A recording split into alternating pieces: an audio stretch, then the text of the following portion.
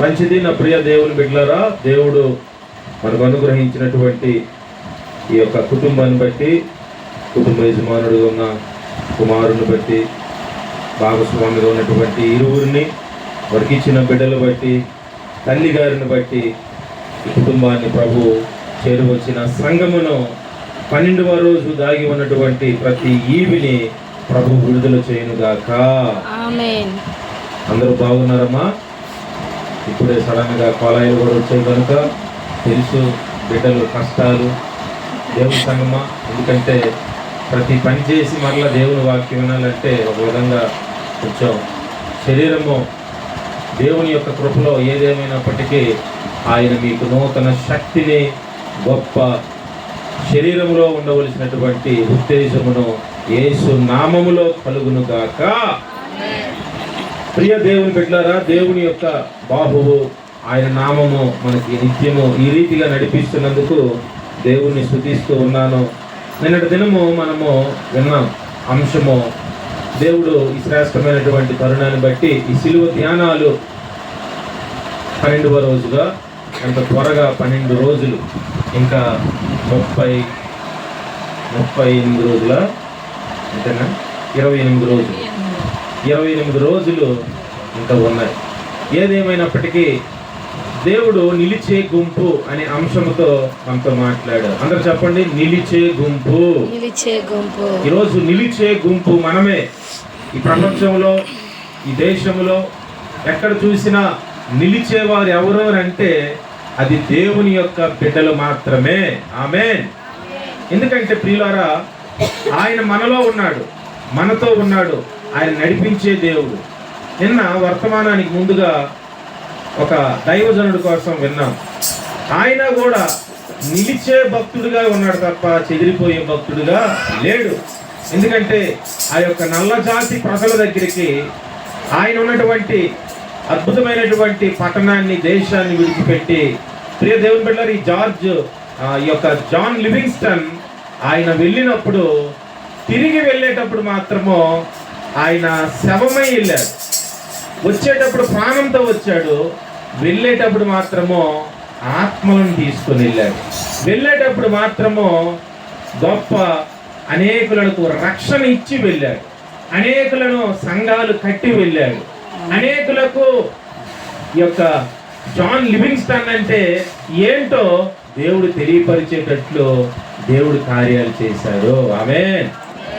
మనము కూడా ఈ లోకానికి యోబు అంటాడు కదా, ఏమీ తేలేదు, ఏమీ తీసుకువెళ్ళాము, ఉట్టి చేతులతో వచ్చాము, ఉట్టి చేతులతో వెళ్ళిపోయామని తన భార్యకి అప్పుడులో అంటున్నాడు. కానీ ఇప్పుడైతే మనము ఉట్టి చేతులతో వచ్చాము కానీ, ఖాళీ చేతులతో వచ్చాము కానీ, మనం మాత్రము అద్భుతమైనటువంటి దేవుడు అంటాడు, ఎడమ చేతిలో సుఖములు కలవు, కుడి చేతిలో దీర్ఘాయువు కలదు. చప్పటి సోదరులు చెల్లించండి. హల్లెలూయా. దేవుడు ఎడమ చేతిలో ఏముందట? సుఖములు ఉన్నాయట, కుడి చేతిలో దీర్ఘాయువు ఉన్నది. మరి ఆయన దేవుని బిడ్డలారా, యోబు గారు అలాగంటారేంటి అంటే, ఈరోజు మనము కూడా వెళ్ళేటప్పుడు మనము కూడా దీర్ఘాయువుతో అనేకులకు ఆయుష్ని, అనగా ఆయన వాక్కును, ఆయన పనిని, ఆయన సంఘాలను, ఆయన ఇచ్చిన దర్శనాన్ని మనము కూడా ప్రకటించి వెళ్తాం. కాబట్టి అది ఒక చైన్ లాగా, అది ఒక దేవుని బిడ్డలారా ఒక తీగలాగా, అది అనేక తరాలకు అలుముకుంటూ అది వెళ్ళునుగాక. మనము నిలిచే గుంపు. ఈరోజు జార్జ్ ముల్లర్ కోసం విందాం దేవుని బిడ్డలారా. ఈ జార్జ్ ముల్లర్ గొప్ప దేవుని సేవకుడు. నిజంగా ఈయన దేవుడు మీదనే ఆధారపడేవాడండి. ఆమేన్. దేవుని మీదే విశ్వాసం ఉంచేవాడు, దేవుణ్ణి నమ్మకముతో. జార్జ్ ముల్లర్ అనేటువంటి దైవజనుడు, ఆయన ఒక అనాథ శరణాలయం కూడా, కొంతమంది పేద బిడ్డలను కూడా నడిపిస్తుండేవాడు. పేద బిడ్డలు నడిపించాలంటే ఎంత బియ్యం కావాలి, ఎంత పప్పు ఉండాలి, ఎంత దేవుని బిడ్డల నూనె ఉండాలి, ఎన్నో సరుకులనే ఉండాలి. కానీ జార్జ్ ముల్లర్ ఈయన దేవుణ్ణి విశ్వాసం ఉంచి ఆయన అక్కడ ఆశ్రయాలను నిర్మించేవాడు. పరిచర్య చేస్తున్నప్పుడు ఎంతో మంది పేద బిడ్డలు, విధవరాండ్రులు, దిక్కులేని వారు, ఇంకా ఫ్రీగా ఉంది కదని ఈయన దగ్గర తీసుకొచ్చేసి అందరూ విడిచిపెట్టి వెళ్ళిపోతుండేవారు. ఇతను మాత్రము పైకి చూస్తుండేవాడు. దేవుని వైపే ఆయనకున్న విశ్వాసము, నిరీక్షణ. ఎంతమంది అయితే నాకేంటి, నా దేవుడు ఇశ్రాయేలీయులకు 40 సంవత్సరాలు కూడా పోషించినట్లుగా కేవలము 40 సంవత్సరాలు మాత్రమే, కానీ నా దేవుడు తుది శ్వాస వరకు కూడా పోషించగలడు. ఆమేన్. అంత గొప్ప దేవుడు. దేవుని పెట్టారు. మనం ఆయన వైపు విశ్వాసం ఉంచినప్పుడు ఆయన అంటూ ఉన్నాడు, అయ్యా బియ్యం ఈ పూటకి లేవు, ఏంటి పరిస్థితి అంటున్నప్పుడు, ఎవరు చెప్పారు నీకు బియ్యం లేవని? ఎవరు చెప్పారు సరుకులు లేవని? మీరు ఉన్నాయనేటువంటి నమ్మకంతో విశ్వాసం ఉంచండి, ప్రార్థన చెయ్యండి. ఆమేన్. దేవుని సంగమా, ఎసరేమో మరుగుతుందంట, విశ్వాసం ఉంచండి. అదిగో బియ్యం వచ్చేస్తూ ఉన్నాయి, బియ్యం వచ్చేస్తూ ఉన్నాయి. ఇదేంటి అయ్యారు ఎలాగంటున్నారు, సంచులన్నీ ఖాళీగా ఉంటే బియ్యం ఉన్నాయంటారేంటి, ఇక్కడేం పొంగిపోతుంది అసలే. మీరు విశ్వాసం ఉంచండి. ఈయనేమో అటు ఇటు తిరుగుతూ స్తోత్రం స్తోత్రం హల్లెలూయా, అయ్యా బాగా మరిగిపోతుందయ్యా, అమ్మా వచ్చేస్తున్నాయి, దారిలో ఉన్నాయి. దారిలో ఉన్నాయా? దేవా స్తోత్రం నాయన, స్తోత్రం ప్రభువా. ఎవరో తెలియని వారు బియ్యాలు తెస్తూ అక్కడ విడిచిపెట్టి వెళ్ళిపోతుండేవారు. స్తోత్రం హల్లెలూయా. వాళ్ళేం ఆశ్చర్యపోయేవారు, ఏంటి ఈ ఆశ్చర్యం? సరే ఆ బియ్యం అయిపోయాయి, మరి కొంతకాలానికి ఇంకా ఈ పూటకి కూడా ఏమీ లేదు ప్రభువా, ఏంటి పరిస్థితి?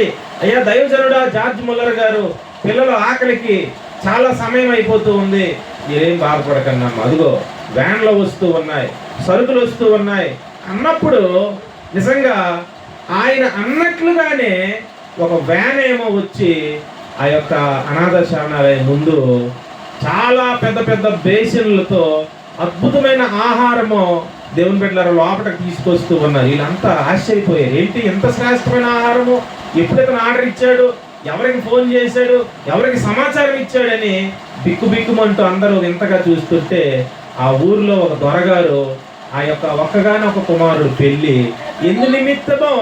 ఎందు నిమిత్తమో అది క్యాన్సిల్ అయిపోయింది. దేవుని బిడ్డలారా, ఆ బాధలో ఆహారం తినలేక ఈ పక్కనే ఒక అనాథ పిల్లలు ఉన్నారు, ఈ ఆహారం అంతా తీసుకెళ్లి అక్కడ అప్పగించి రండి అని దొరగారు చెప్పేసరికి ఆ ఆహారం అంతా ఈ బిడ్డలు అద్భుతంగా రాత్రి తిన్నారు. దేవుని బిడ్డలారా హల్లెలూయా. ఇలా చెప్పుకుంటూ పోతే 1, 2 ఎన్నో ఆ పుస్తకాల్లో చదువుతుంటే ఏంటి ఇన్ని భీకరమైన కార్యాలు, అందులో పేజీలు అయితే అయిపోతూ ఉన్నాయి, కానీ దేవుని బిడ్డలారా దేవుని కార్యాలు అనే పేజీలు ఎప్పటికీ అయిపోవు. ఆమేన్. ఈరోజు ఆ పేజీలుగా నువ్వు నేను వచ్చాం, ఆ పుస్తకాలుగా మనము తయారవుతూ వచ్చాం. ఈరోజు దేవుని బిడ్డలుగా ఆ జార్జ్ ముల్లర్ గారు కూడా ప్రార్థన చేశారు. ఆహారం అయితే ఇస్తున్నావు, కానీ ఈ లోకంలో ప్రజలు ప్రభువా నీ దగ్గర కూడా రొట్టెల కోసం వచ్చారు, నీ కొరకు చేపల కోసం వచ్చారు, అద్భుతాల కోసం వచ్చారు, స్వస్థతల కోసం వచ్చారు. అవన్నీ వచ్చిన తర్వాత వాళ్ళేమో అవసరాలు తీరిన తర్వాత నిన్ను విడిచిపెట్టి వెళ్ళిపోతూ ఉన్నారు అనేటువంటి బాధ దేవుని బిడ్డలారా ఆనాటి దినాల్లో ప్రభువు కూడా ఉండేది. ఈరోజు మనము చేపల బ్యాచ్ కాదు, ఈరోజు మనం ఆహారం బ్యాచ్ కాదు, ఈరోజు మనం దేవుని కొరకు సాక్షులుగా నిలిచే బ్యాచ్. చెప్పలు కూడా సోదరులు చెల్లిద్దాం హల్లెలూయా. ఎన్ని కష్టాలు వచ్చినా, ఎన్ని శ్రమలు వచ్చినా, ఎన్ని బాధలు వచ్చినా మనము దేవుని బిడ్డలారా ఆయన కొరకు నిలవటమే, నిలిచి చూపించటమే, మరో తరానికి ఈ బాధ్యతను అప్పగించటమే. ఆమేన్. నిలిచే గుంపు. జార్జ్ ముల్లర్ గారు, అయ్యా ఆహారం అంతా ఇస్తున్నావు, కానీ ఈ దేశంలో ఈ చుట్టుపక్కల ప్రజలకు ఎవరికి రక్షణ ఒక 3 వ్యక్తులకు మాత్రం రావట్లేదు ప్రభువా, ఏంటి పరిస్థితి? వీరి వల్ల చాలా అభ్యంతరాలు, అసహ్యకరమైనటువంటి ఎదిరింపులు, అనేకమైనటువంటి వేదనలు కలుగుతూ ఉన్నవి, వీరిని మాత్రం మార్చండి, ఈ దొంగలను మార్చండి అంటున్నప్పుడు ఆ 3 కూడా మారట్లేదు. దేవుని బిడ్డలారా ఎంత కన్నీరు కారుస్తున్నా, ఎంత ఉపవాసాలు ఉంటున్నా, ఎంత రాత్రి పగలు గడుపుతూ ఉన్నా ఈ 3 మాత్రము అంతకంతకు కఠినమైపోతూ ఉంది. సరే ప్రభు వైపు చూస్తూనే ఉన్నాడు జార్జ్ ముల్లర్. ప్రార్థన చేసి చివరికి తన వయస్సు ముగింపులోకి వచ్చినప్పుడు ఆయన కన్ను మూశాడు.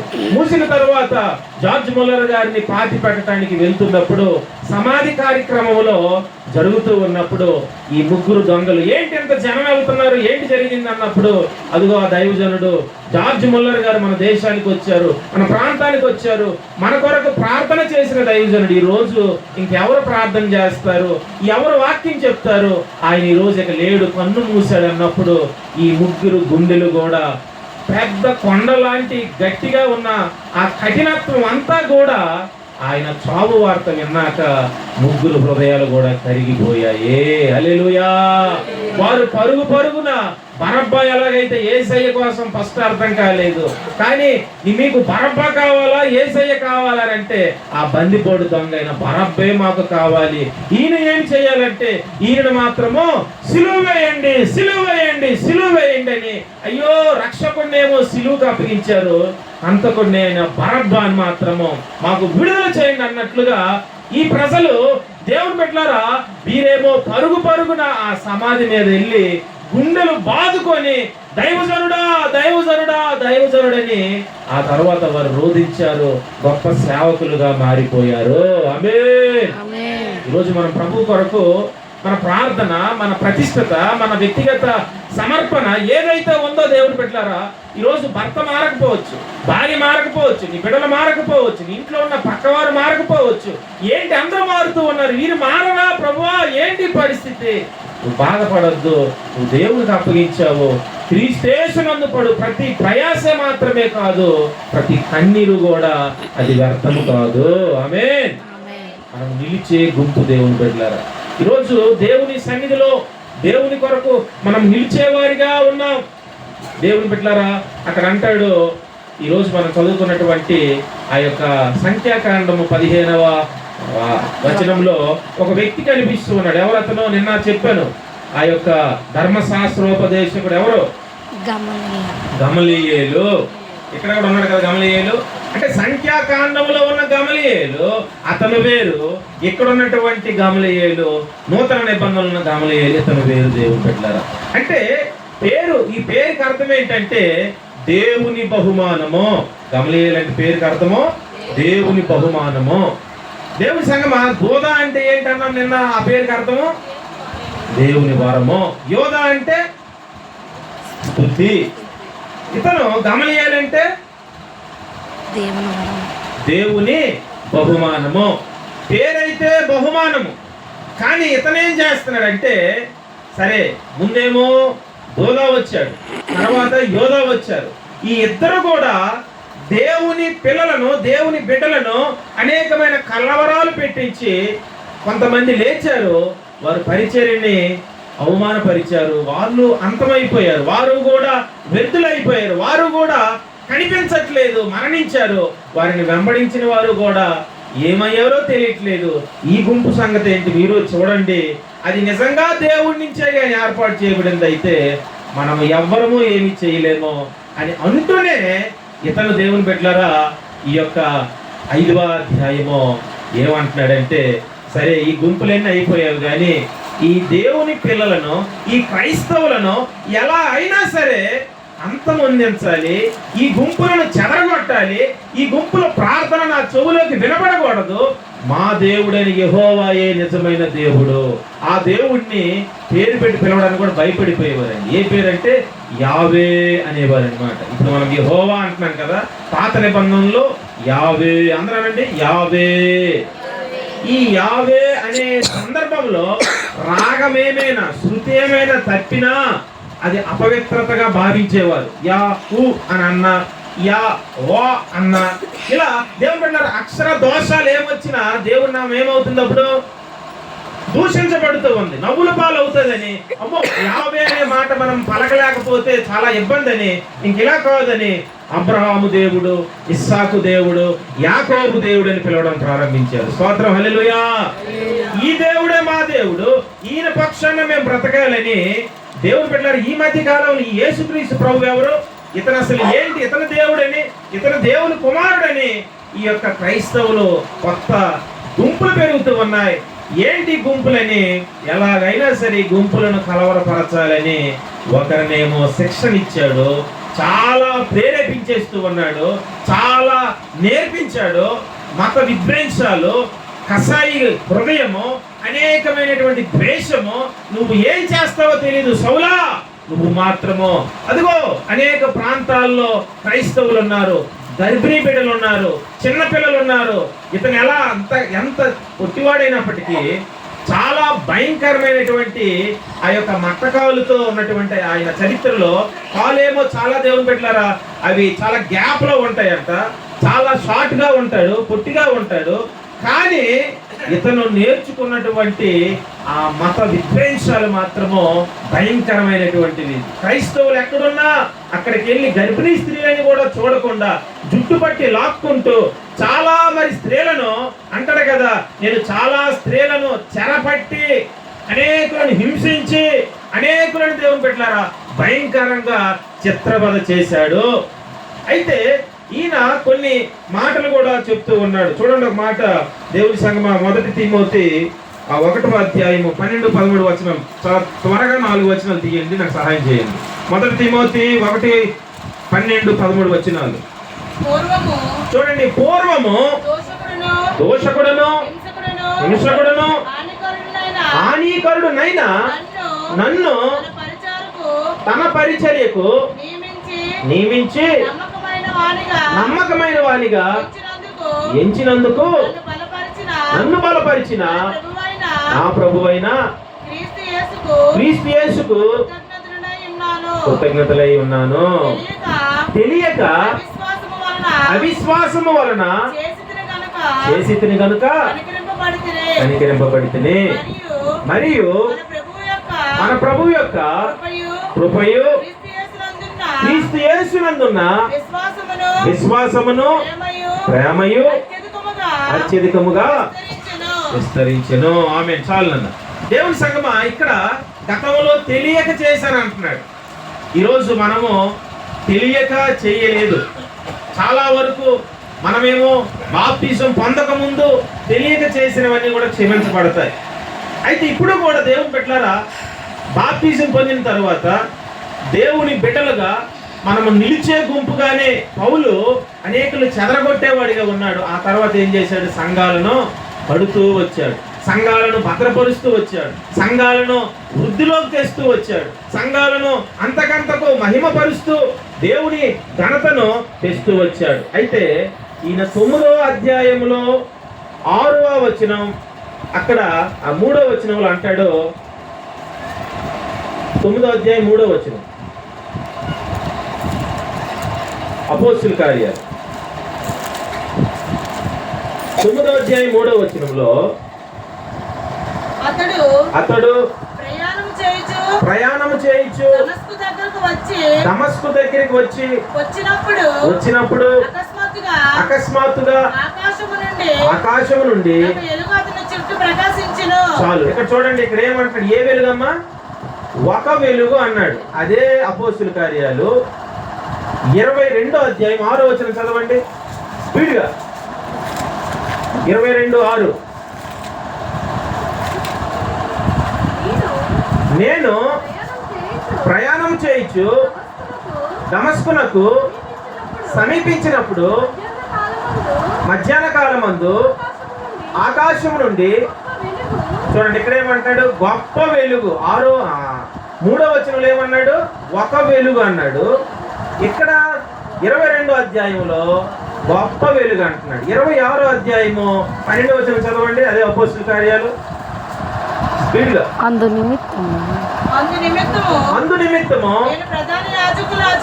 ప్రధాన యాజకుల చేత అధికారమును ఆజ్ఞయు పొంది దమస్కునకు పోవుచుండగా రాజా, చూడండి, మధ్యాహ్నమందు నా చుట్టూను, నాతో కూడా వచ్చిన వారి చుట్టూను ఆకాశము నుండి సూర్య తేజస్సు కంటే చాలమ్మా. ఇక్కడ ఏమంటాడు? మిక్కిలి ప్రకాశమానమైన. అమ్మా అందరు వినండి, నా వైపు చూడండి. 9వ అధ్యాయంలో ఒక వెలుగు చూశాను అన్నాడు. 2 రోజులు అయిన తర్వాత కూడా ఏం చెప్పాలి? అయ్యా నువ్వు ఏం వెలుగును చూసావంటే, అయ్యా ఒక వెలుగును చూశాను అనాలి కదా. కానీ 22వ అధ్యాయంకి వచ్చేసరికి ఏం వెలుగు చూశాడట? గొప్ప వెలుగు అన్నాడు. అంటే ఒక వెలుగు కాస్త గొప్ప వెలుగు అయ్యింది. ఇంకా కొంతకాలం ముందుకెళ్ళేసరికి కొంత వయసు పెరుగుతున్న కొలది రాజుల దగ్గరికి వెళ్ళాడు, ప్రధానుల దగ్గరికి వెళ్ళాడు. 26వ అధ్యాయము 12వ వచనం వచ్చేసరికి ఏమంటున్నాడు? మిక్కిలి ప్రకాశమానమైన వెలుగు. సభలు సోదరులు చెల్లించండి హల్లెలూయా. అంటే ఒక వెలుగు, గొప్ప వెలుగు, మిక్కిలి ప్రకాశమానమైన వెలుగు. అంటే యేసయ్యే ఒక వెలుగు. ఆ వెలుగుని మనమైతే ఈరోజు పాడినా అదే పాట, 2 రోజులు తర్వాత పాడినా అదే రాగము, 100 రోజులతో పాడినా అదే రాగము. అంటే ఉజ్జీవము రోజు రోజుకి పెరగాల తరగాల. దేవుని సంగమా, పౌలైతే ఆ వెలుగుని ఒక్కొక్క రోజు ఒక్కొక్కలా చెప్తూ ఉన్నాడు. అయ్యా నేను వెలుగుని చూశాను, గొప్ప వెలుగుని చూశాను, మిక్కిలి ప్రకాశమానమైన వెలుగు. ఇంగ్లీష్లో చెప్తాడండి, ఐ హ్యావ్ సీన్ లైట్ అన్నాడు, I have seen great light అన్నాడు, I have seen great shining light అంటున్నాడు. అంటే ఒకటే లైట్ కానీ light, great light, shining light అంట. వెలుగు, గొప్ప వెలుగు, మిక్కిలి ప్రకాశమానమైన వెలుగు. ఆమేన్. అంటే మన ప్రభు యొక్క రుచిని, మన ప్రభు యొక్క వెలుగును మనము దినదినము అంతకంతకు ఆయన రుచి చూసినప్పుడు ఇంకా వివరించుదుము గాక. పౌలేమో అలా వివరిస్తూ వచ్చాడు.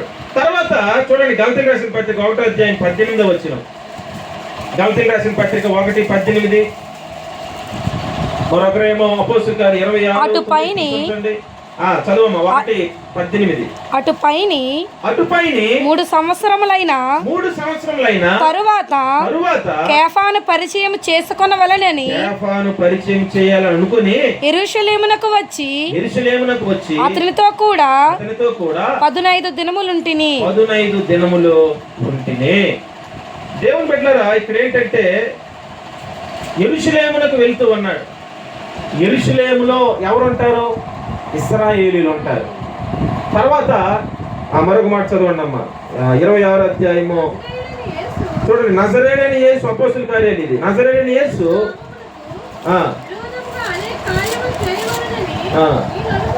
అనుకుంటుని చూడండి, యెరూషలేములో నేను అలాగు చేసి తిని ప్రధాన యాజకుల వలన అధికారం పొంది పరిశుద్ధులను అనేకులను చెరసాలలో వేసి వారిని చంపినప్పుడు సమ్మతించిరి. అదే అధ్యాయంలో దేవుని బిడ్డలారా మరొక మాట చూడండి, రోమాపత్రిక 11:1 చదవండి అమ్మా. రోమాపత్రిక 11:1. అలాగైన ఎడల నేను అడిగినదేమనగా, దేవుడు తన ప్రజలను విసర్జించిన అట్లనరాదు, నేను కూడా చూడండి ఇక్కడ ఏమంటున్నాడు, నేను కూడా ఇశ్రాయేలీయుడినే.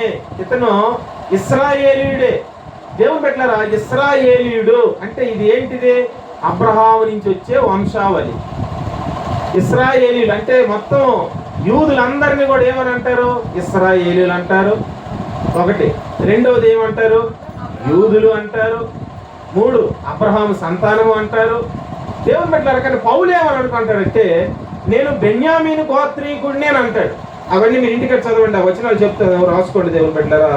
అది 2 కొరింథీ 11:22, తర్వాత అపోస్తలుల కార్యాలు 22:5, దేవుని సంగమా అపోస్తలుల కార్యాలు 22:3, 11వ అధ్యాయం 1వ వచనము రోమాపత్రిక. ఈ వచనాల్లో పౌలు ఏమంటాడంటే నేను యూదుడిని అని అంటాడు ఒక దగ్గర, నేను హెబ్రీయుడిని అని అంటాడు ఒక దగ్గర, నేను ఇశ్రాయేలీయుడిని అంటాడు ఒక దగ్గర, నేను రోమీయుడిని అంటాడు ఒక దగ్గర, నేను దేవుని బిడ్డలారా పార్సు వాడైన యూదుడిని అంటాడు. అంటే పార్సు అనేది ఒక పట్టణము, పార్సు అనేటువంటిది, యెరూషలేము అనేటువంటిది అది ఒక ప్రాంతం. అంటే ఆంధ్రప్రదేశ్ అనేటువంటిది ఒక రాష్ట్రము. చింతలవానిపేట అనేటువంటిది అందులో ఉంది, ఇప్పుడు బొబ్బిలి మండలం. అలాగే పార్స్ అనేటువంటి ఒక పట్టణము, యెరూషలేము అనేటువంటి ఒక రాష్ట్రం అన్నమాట, ఒక దేశం. ఆ ప్రాంతంలో ఇతను దేవుని బిడ్డలారా గతంలోనే ఇతనికి రోమ పౌరుషత్వం కూడా ఉంది. అంటే రోమీడు ఎప్పుడయ్యాడు? రోమీడు అంటే ఎవరైనా కొట్టారు అనుకోండి, రోమీలకి ఎవరు కొట్టినా సరే వాళ్ళకి ఏమంటదట? పౌరసత్వం అంటది, రోమా పౌరసత్వం. ఇప్పుడు మనము అమెరికా వెళ్ళాము అనుకోండి అమ్మా, అక్కడ 5 సంవత్సరాలు ఉంటే మనకి ఏం వస్తుంది? గ్రీన్ కార్డు వస్తుంది. అంటే 5 సంవత్సరాలు అక్కడ ఉన్నందుకు మనకి అంటే అక్కడ ఉన్న పౌరసత్వం వస్తుంది. దేవుని సంగమా అయితే ఇక్కడ ఈ యొక్క రోమా పౌరసత్వం ఎలా వచ్చిందంటే, ఇతను ఏవాడు? తార్సు వాడు. తార్సు పట్టణంలో ఉన్న యూదుడు ఇతను. అయితే రోమా పౌరసత్వం వచ్చింది అంటే వీరి నాన్నగారు ఇతను ఆ పట్టణానికి వెళ్ళిపోయారు. అక్కడ ఈ రోమాలో డేరాలు కొట్టడం, దేవుని బిడ్డల వాక్యం ఏనండి, రోమా ప్రాంతంలో డేరాలు కొట్టడం, చేపల తాలూకు వలలు ఉంటాయి కదా, ఆ లంగర్లు అంటారు, ఆ లంగర్లు, తర్వాత ఆ డోర్ కటన్స్, చాలా పెద్ద పెద్ద నెట్టలు, ఇవన్నీ కూడా ఈ తార్సు ప్రాంతంలో టాలెంట్ కలిగినటువంటి వాడు పౌలు. అంటే రోమీలు వారు ఉద్యోగంతో పాటు వారికి వస్తున్నటువంటి ఆ ప్రాంత ఆచారాలు కూడా, అందులో కూడా ఉద్యోగాలు, ఆ చేతి వృత్తులు, ఆ టాలెంట్ కూడా ఉండేది. రెండు వైపులు కూడా గొప్ప మరి తలాంతులు కలిగిన వారు. హల్లెలూయా. అందుకే అతను పరిచర్యలు కూడా ఆ యొక్క డేరాలు కుట్టినట్లుగా చూస్తాం. ఏ శిష్యులు కూడా ఇంకే పని చేయలేదు, కానీ పౌలైతే ఈ గొప్ప తలాంతులు కలిగి ఉన్నాడు. అంటే యేసు ప్రభు వారు ఎవరికి పుట్టారు? వడ్రంగి అయినటువంటి యోసేపుకు పుట్టాడు. అంటే యేసయ్య పెద్దవాడైన తర్వాత మరలా అదే డ్యూటీ చేసుకున్నాడు ఏంట? చిన్నప్పుడు వడ్రంగి పని వారి నాన్నగారితో పాటు చేసేవాడు. అయితే ఆ టాలెంట్ అనేటువంటిది యేసయ్యకు ఉన్నది. బెంచీలు చేయడం, స్టూళ్ళు చేయడం, కుర్చీలు చేయడం, ప్రతిదీ కూడా వడ్రంగి పనిలో ఇది ఒక గొప్ప తలాంతు. ఇక్కడ పౌలు కూడా ఈ టెంట్లు, ఈ యొక్క లంగర్లు, ప్రతిదీ కూడా దేవుని సంగమ అద్భుతంగా ఆ టాలెంట్లు కూడా కలిగి ఉన్నాడు. అయితే ఇక్కడ రోమా పౌరసత్వం ఉంది, యూదుడుగా ఒకవైపు ఉన్నాడు, బెన్యామీను గోత్రంగా ఉన్నాడు. అంటే గోత్రాలు ఇశ్రాయేలు మధ్య గొడవైనప్పుడు 10 గోత్రాలు ఒకటైపోయారు. ఈ బెన్యామీను, యోధా వీళ్ళు ఇద్దరు ఏమైపోయారమ్మా? వీళ్ళు ఒకవైపు వచ్చేసారనమాట. ఇక్కడ నేను బెన్యామీను గోత్రీయుని కాదా అని అంటాడు, నేను రోమీయుని కాదా అని అంటాడు, తార్సువాడైన వాడిని కాదా అని అంటాడు, యెరూషలేము వాడిని కాదా అంటాడు. అంటే ఏ నిమిత్తమైనా సరే ఎక్కడికి వెళ్ళా నిలిచేవాడిగా ఉన్నాడు. చప్పటి సోదరులు చెల్లించు హల్లెలూయా. ఇదంతా ఎందుకు చెప్తున్నానంటే, మీరు నేను మనమంతా ఏ ప్రాంతం వెళ్ళు, ఏ పట్టణం వెళ్ళు, ఏ గ్రామం వెళ్ళు, ఏ ప్రయాణం చెయ్యో, ఎవరితో సంభాషణ పెట్టుకో, ఏదైనా సరే నీకు నాకున్న గురేటంటే యేసయ్యలోకి వారందరినీ తేవాలని, సంఘంలోకి తేవాలని, పరలోకానికి తీసుకువెళ్ళాలి, నిలిచే గుంపుగా, నిలిచే ప్రజలుగా దేవుని బిడ్డలారా మనము దేవుని సాక్షులుగా ఉండాలనేటువంటిది దేవుని ప్రత్యేక ఉద్దేశము. ఆమేన్. నేను ఒక మాట చెప్పి లాస్ట్ లో సమయం లేక ఆపేశాను. ఎస్యుఎన్ సన్ అని ఒకటి ఉంది, ఎస్ఓఎన్ సన్ అనేది కూడా ఉంది. ఎస్యుఎన్ సన్ అనేది సూర్యుడు, సూర్యుడి క్రింద సమస్తము సులోముడు ఏమంటున్నాడు? శూన్యము, వ్యర్థము, వ్యర్థము, వ్యర్థము. ఎస్ఓఎన్ సన్ అంటే యేసు ప్రభువు దేవుని కుమారుడు. ఈ ఎస్ఓఎన్ సన్ లో మాత్రం శూన్యం లేదు, వ్యర్థము లేదు, సమస్తము మీనింగ్ఫుల్, అంటే క్షేమము, దీవెనలు, మేలులు, మేలులు, మేలులు. ఆమేన్. ఈరోజు భూమి ఆకాశం అనేటువంటివి మనకు ఉన్నప్పటికీ సంఘం అనేటువంటి లోపట నీతి సూర్యుడనే ప్రభువుని మనం ఆరాధిస్తూ ఉన్నాం. అంటే మనము నిలిచే గుంపు, మనం దేవుని సంఘమా, నిలిచే బిడ్డలము. సూర్యుడు 4వ రోజు పుట్టాడు, 4వ రోజు దేవుడు కలగజేశాడు. కానీ దేవుడు ముందుగానే ఆయన కలుగునుగాక అని పలికినప్పుడు వెలుగు వచ్చింది. అయితే ఇప్పుడు సైన్స్ ఏమంటుందంటే, సూర్యుడు లేకుండా మొక్కలు ఎలా పుట్టాయి? సూర్యుడు లేకుండా ఈ మొక్కలు రాకుండా కార్బన్ డైఆక్సైడ్ ఎలా విడుదలవుతూ ఉంది?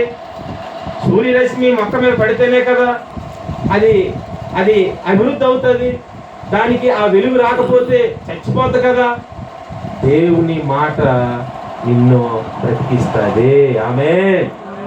సైన్స్ కి, వాక్యానికి మనకు అన్ని ఆధారాలే దేవుని బిడ్డలారా. అవి కూడా ఆ యొక్క అద్భుతమైనటువంటి నిరూపణ ఈ యొక్క శాస్త్రవేత్తలు, అనేకమైనటువంటి నాసా అనేటువంటి శాస్త్రవేత్తలు కూడా ప్రభు పక్షాన వారు నిరూపించారు, చూపించారు. అయితే ఇప్పుడు చదువుకున్నటువంటి 5వ అధ్యాయంలో ఎవరు ఉసుకలు పంపిస్తూ ఉన్నారు? ఈ గుంపులన్నీ చెదరగొట్టబడుతూ ఉన్నాయి. ఎలాగైనా సరే మరొక గుంపును పంపిస్తాను, ఉన్న ఈ దేవుని బిడ్డలను చెదరగొట్టాలంటే ఒక్కడున్నాడండి, గట్టోడు, పొట్టివాడు, మట్టకాలుతో ఉంటాడండి, అతనే సౌలు.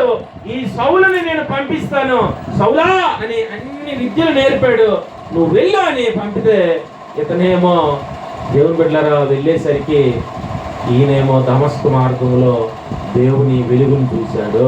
ఆమేన్. అంటే ఈ గుంపులో ఈ యొక్క గమలీయేలు దేనికి సంబంధించిన వాడు? అక్కడ మనం చదువుకున్నాం, ధర్మశాస్త్రం. ధర్మశాస్త్రోపదేశకుడైన గమలీయేలు అతని క్యాడర్ అక్కడ ఉంటుంది. గమలీవాడ ఏంటి అక్కడ చదవండి అమ్మా. సమస్త ప్రజల వలన ఘనత నొందిన వాడును ధర్మశాస్త్రోపదేశకుడునైనా గమలీయేలును ఒక పరిసయ్యుడు. ఈ మాట చెప్పడం ఊరంతా తిరుగుకొని చెప్తున్నారు. అంటే ఆ పదాలు గుర్తు ఉండట్లేదు మీకు. గమలీయేలు ఎవరు? పరిసయ్యుడు. రాము గారు వచ్చారండి? రాము గారు వచ్చారా? రాలేదా? దేవుని పెట్టారా? ఎందుకు అడిగానంటే పరిసయ్యులు శాస్త్రుల కోసం అది చెప్పండి అయ్యారు అన్నారు. అది మీరు చెప్పండి. అతను చాలా ప్రతి పదము అంటే ఇంట్లో మీరందరూ నా పిల్లలు ఒక్కలు తక్కువైనా సరే నోట్స్ అంతా ఏమైపోద్ది. ఇప్పుడు అందరికీ కేజీ అన్నం ఉండేమమ్మా, ఒక 1/4 కేజీ మిగిలిపోయింది. అది ఎవరికి పెట్టాలి? మరలా తక్కువ నెలకి మీరు ఉంచాలో లేదా? అంటే ఇక్కడ ఏంటంటే ఈ యొక్క ఎవరతను పరిసయ్యుడు ఉన్నాడు, శాస్త్రులు సద్దుకయ్యులు ఉన్నారు. పరిసయ్యులు దేవుని పెట్టారా? వీళ్ళేంటంటే దేవుని యొక్క నామాన్ని, దేవదూతలు, తరువాత పరలోక రాజ్యము, చనిపోయిన వారు లేపబడతారు అనేది నమ్ముతారా నమ్మరా వీళ్ళు? పరిసయ్యులు వీరేమో నమ్మరు, సద్దుకయ్యులు నమ్ముతారు. దేవుని బిడ్డలారా, అంటే అందులో ఈ పరిసయ్యులు సద్దుకయ్యులు ఎక్కడి నుంచి వచ్చారు అనుకోకండి. వీళ్ళు ఎక్కడి నుంచి వచ్చారంటే ఇశ్రాయేలు గోత్రాల నుంచే వచ్చారు. మలాకి నుంచి మత్తయి సువార్త వరకు దేవుడు 400 సంవత్సరాలు మాట్లాడలేదు దేవుని బిడ్డలారా. హల్లెలూయా. అంటే చూడండి, 4 రోజులు కాదు, 4 వారాలు కాదు, ఎన్ని సంవత్సరాలు? 400 సంవత్సరాలు. మలాకి ఏ పుస్తకం అది? పాత నిబంధన చివరి పుస్తకము. మీరు చూస్తే ఆ యొక్క 39 పుస్తకాల తరువాత పాత నిబంధన మధ్యన ఒక తెల్ల పేపర్ ఉంటుంది, క్రొత్త నిబంధనకి దానికి మధ్యన 400 సంవత్సరాలు ఏ ప్రవక్తని కూడా పంపించలేదు దేవుడు. అంటే ప్రజలు ఎంత పిచ్చోళ్ళలాగా, అయ్యో దేవుడా మాట్లాడయ్యా, ప్రభువా ఆలకించు, ప్రభువా దేవా మాకేంటి జవాబు ఇవ్వవా ఏంటయ్యా అని ఎంత బాధపడినా సరే వారితో దేవుడు ఎన్ని సంవత్సరాలు మాట్లాడలేదు? 400 సంవత్సరాలు. దీన్నే ఇంగ్లీష్లో ఏమంటారంటే ఇంటర్ టెస్టమెంటల్ పీరియడ్, అంటే సైలెంట్ పీరియడ్, నిశ్శబ్ద కాలము అని అర్థం అనమాట. 400 సంవత్సరాలు దేవుడు మాట్లాడలేదు. ఈ సందర్భంలో వీళ్ళు ఎలా మారిపోయారంటే సద్దుకయ్యులు, ఈ పరిసయ్యులు ఎక్కడి నుంచి వచ్చారు? ఇశ్రాయేలీయుల నుంచి గోత్రాలుగా చెదిరిపోయారు. హల్లెలూయా. ఇంకా మీరు ఎవరో అనుకోకండి, ఇది అంటే దాని వెనుకున్నటువంటి బీజము. ఈ ఎక్కడొచ్చారు ఈ సద్దుకయ్యులు, ఈ శాస్త్రులు అంటే మీరు ఎవరు మీకు అడిగినా సరే మీరు చెప్పాలి. అర్థమవుతుందా? ఇప్పుడే చెప్పినట్టు తలవుతుంది లక్ష్మి. అసలు దేవుని సంగమా ప్రతిదీ మీరు మనం మర్చిపోతే నాకు అడగండి. ఎందుకంటే ఎంత ప్రయాస చెమట్లకి ఎందుకు తెచ్చి చెప్తున్నాను. ప్రతిదీ కూడా మీ హృదయంలో ఉండును గాక. మీరే రాబోతున్న దినాల్లో గొప్ప దేవుని శిష్యులు. ఆమేన్. వినేవారిగా మీరు ఇంక ఉండకూడదు, ఇంకా మీరు అనేకులు ప్రకటించే బిడ్డలుగా నిలిచే గుంపుగా ఉందురుగాక. దేవుని సంగమా ఈరోజు ఈ గుంపులు ఇశ్రాయేలీ గోత్రాలే, కానీ వారేమో దేవదూతలు నమ్మట్లేదు. ఒక బ్యాచ్ ఏమో నమ్ముతూ ఉన్నారు. దేవుడు లేపబడని నమ్ముతున్నారు, మరొక బ్యాచ్ ఏమో నమ్మట్లేదు. చూసారా? కాబట్టి మనమైతే మనం బ్రతికున్నంత కాలము ఎవరెవరు ఏవేవి నమ్మట్లేదు, ఎవరెవరు విశ్వసించట్లేదు, ఎవరైతే నిరీక్షణ ఉంచట్లేదో వారందరినీ కూడా మనం భరించేవారిగా, సహించేవారిగా, దేవుని వైపు నిలిపే గుంపులుగా దేవుడు మనలను, ఈ రాత్రి కుటుంబాన్ని, చేరి వచ్చిన సమూహాన్ని, సార్వత్రిక సంఘాన్ని బహుగా దీవించి నిలిచి వారిగా వర్ధిల్లింపచేయునుగాక. పనులు మూసుకొని ప్రార్థన చేసుకుందాం.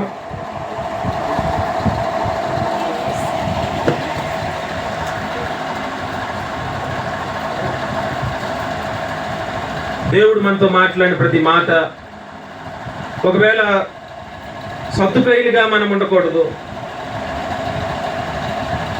పరిసయ్యులుగా మనం ఉండకూడదు. ఆ 2 గుంపులు నమ్మినా నమ్మకపోయినా నిజానికి ప్రభువునైతే వారు వెంబడించలేదు. చివరికి వెంబడించింది ఎవరంటే క్రైస్తవులే. ఈరోజు దేవుడి దగ్గరికి వచ్చిన నువ్వే, మనమే ఎంతవరకు ఓపికతో ఆయన వెంబడిస్తూ నిలిచే గుంపులుగా ప్రభు మనల్ని ఉంచినందుకు దేవునికి ఆ యొక్క రోషాన్ని, పౌరుషాన్ని, లేనిపోనివన్నీ నేర్పి ఈ యొక్క గమలీయేలుడైనటువంటి గమలీయేలు పేరుకైతే దేవుని బహుమానము, కానీ సంఘాలను రకరకాల బాధలు, మనం బ్రతికున్నంత వరకు సంఘంలో బాధలు ఉండకూడదు. మనం బ్రతికినంత వరకు సంఘంలో క్షేమాభివృద్ధి పెరగాలి. ప్రార్థన చేద్దాం. ప్రేమ కలిగిన మా తండ్రి, పరిశుద్ధుడా దేవా, మీకు స్తుతులు, కృతజ్ఞతలు. మా ప్రియులు నాయన భోగి పార్వతమ్మ గారిని బట్టి ప్రార్థిస్తున్నాను. మీ కృపతో ముట్టండి, సంపూర్ణ స్వస్థత, ఆరోగ్యము. తల్లి గారికి మీరు ఏమైతే అవసరమై ఉన్నవో ఆమె ఆత్మకు మీరు దయచేయండి, శరీరానికి దయచేయండి, ప్రాణానికి దయచేయండి. మీరు ప్రేమించి ఇచ్చినటువంటి కుమారుడు, కోడలు చిన్నారావు గారు, చిన్నమ్మను బట్టి ప్రభువా మీకు స్తుతులు చెల్లిస్తూ ఉన్నాను.